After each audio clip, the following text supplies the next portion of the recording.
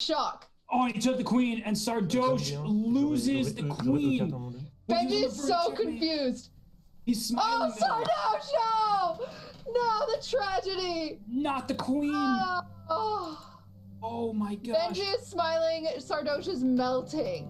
He's melting. Oh my god, he had mate in 2.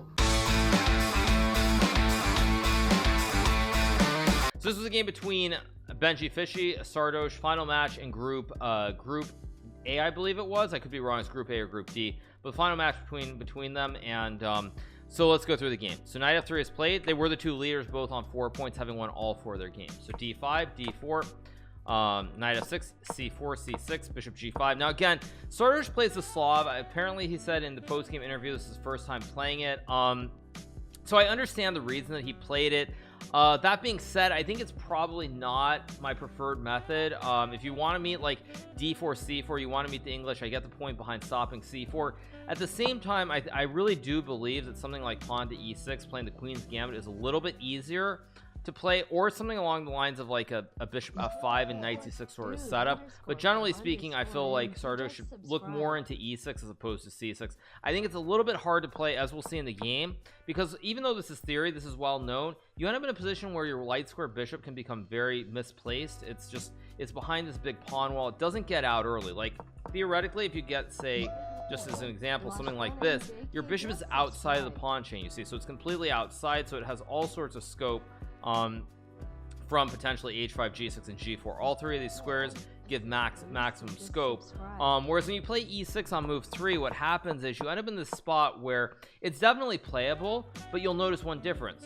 The bishop is inside the pawn chain for black, whereas the white dark square bishop here is actually outside of the pawn chain. It would be like if white were to play e3 and you close in the bishop, but Benji gets his bishop out, so his bishop is outside of the pawn chain, whereas Sardoche's bishop is locked inside of the pawn chain here.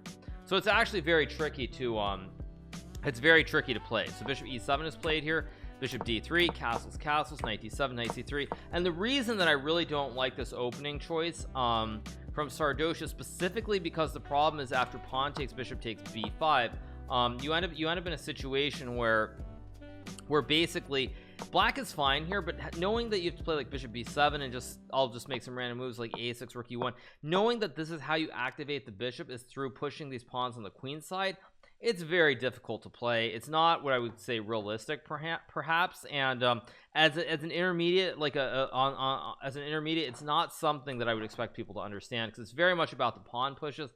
Very difficult structure.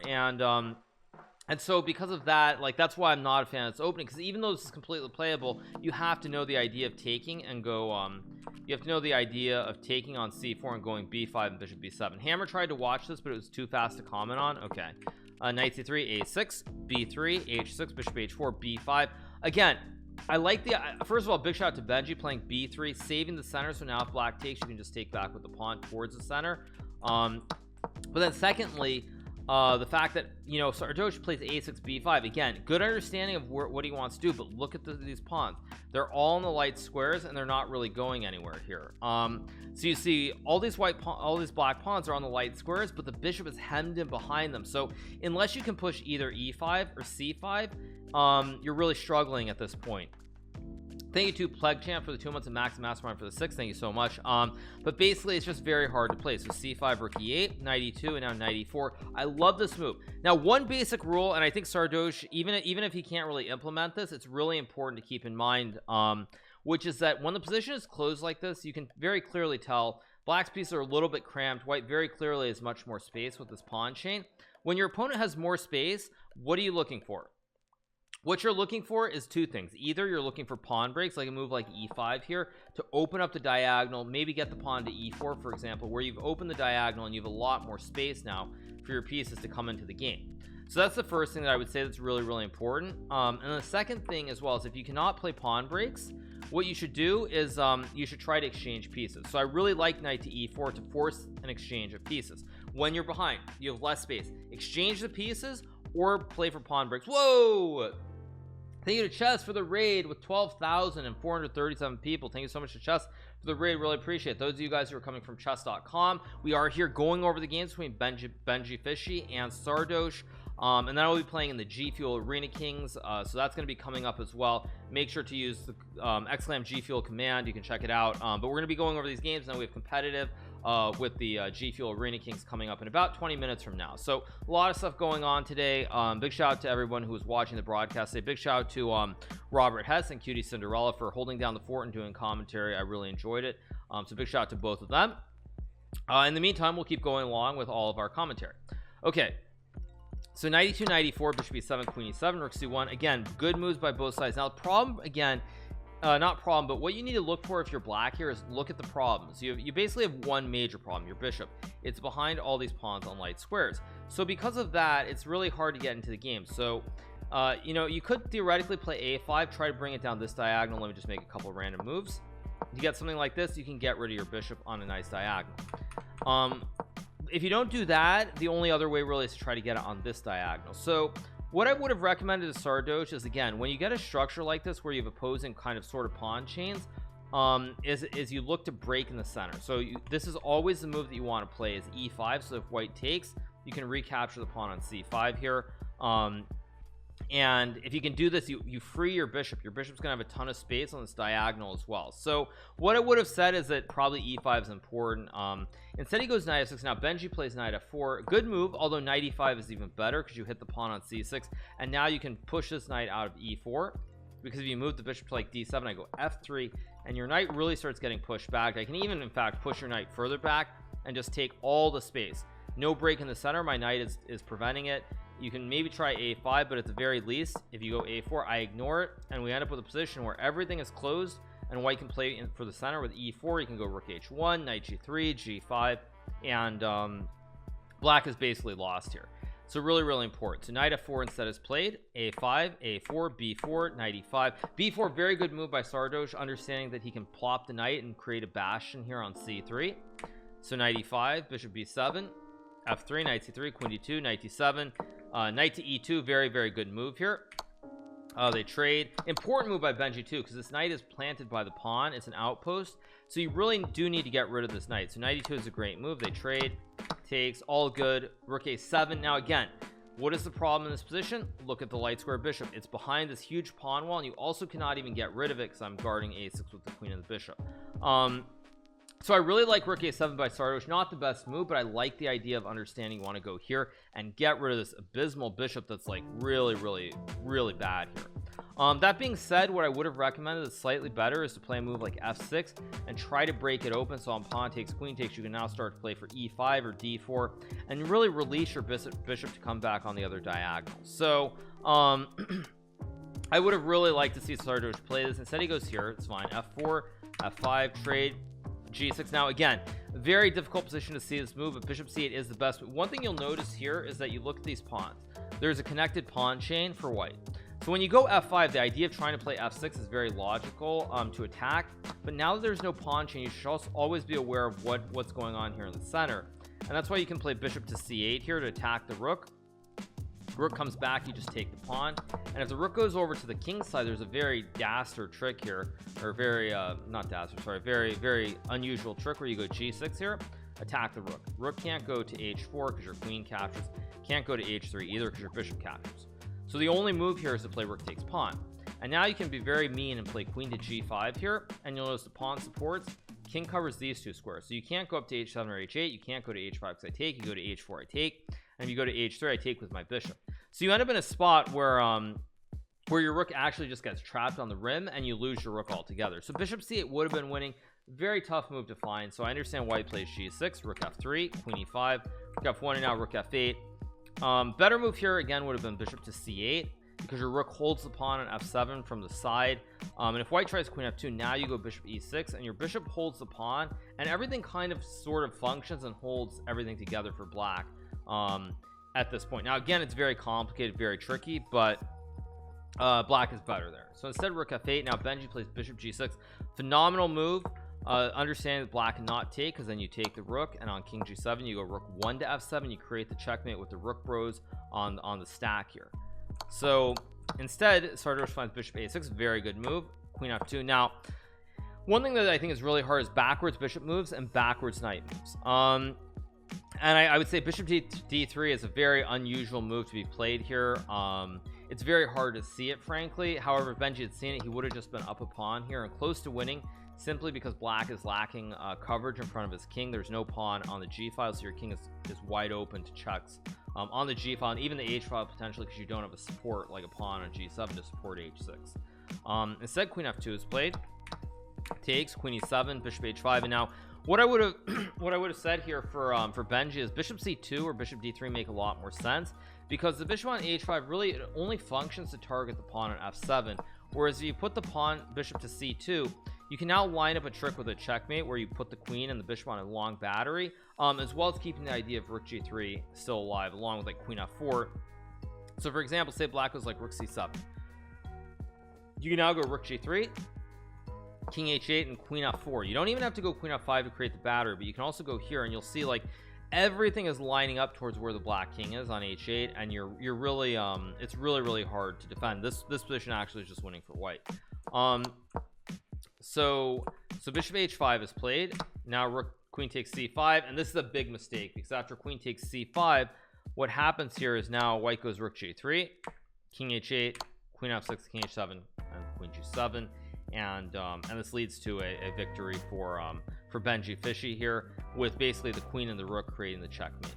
So overall, I would say in terms of this first game, very complicated game. It could have gone both ways, but what I would say is I felt in the case of Sardoche, it was the opening strategy was just lacking a little bit, and he got into a very difficult position that required maneuvering. It was not open, and so I think playing the semi-Slav defense was really not the opening that was best suited to his style, is what I would say. But nonetheless, Benjyfishy on the other hand played a great game, opened it up with like, I thought this f4 f5 was really nice, and then again keeping his cool, seeing bishop g6, and then at the very end this very nice coup de grace with rook g3 and then queen f6, and that was just GG's. So I would say in general Sardoche should look for maybe a slightly different opening. I like something more like, if it's going to be close, like maybe the king's Indian, or maybe something more open against the English, something like e5 and knight f6 and d5, the reversed Sicilian, also known as the open English. Something like that makes a little bit more sense to me in terms of what he could do. All right, so let's move on to the second game now. Let's pull it up. 1 second. Okay, so let's pull up the second game between Sardoche and Benji. All right, so let's go to the beginning. So this game starts d4 d5, bishop f4, e6 e3, all pretty standard. Sardoche said he doesn't like close positions. Well, then I would say he should play the reverse Sicilian or the open English. He's worried about that. And then if d4, I think probably d5 and like e6 was like an early c5. Try to open up the center immediately.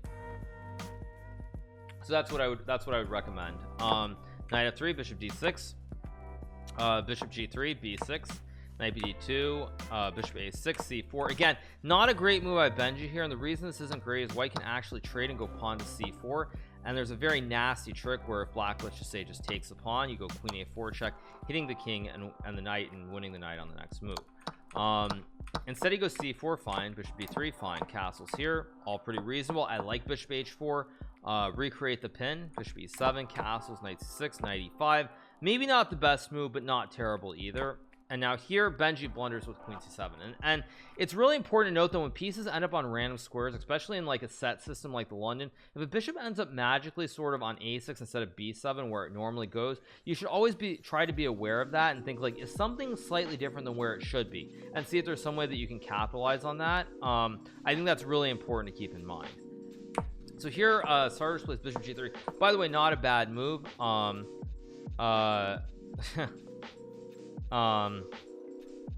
Blitzstream said, okay, stop trolling Ibrahim or else I'm gonna ban you. Seriously, stop trolling with nonsense. But what Sardoche misses here is that you can actually trade here. I will be playing in Arena Kings very shortly, you guys. And now white trades, black takes, and you can go pawn takes pawn, and it's actually a fossil, because if black recaptures, you're going to end up losing the bishop on a6. So again, it's one of these things where Sardoche, perhaps when he's playing a set system and like this bishop, it's like I'm sure in his mind he's like, wait, this bishop never goes to a6. It's like it shouldn't be there, but like when that happens, you should kind of think about that piece and be like, is that piece it's on a wrong square? Is there some way that I can take advantage of it?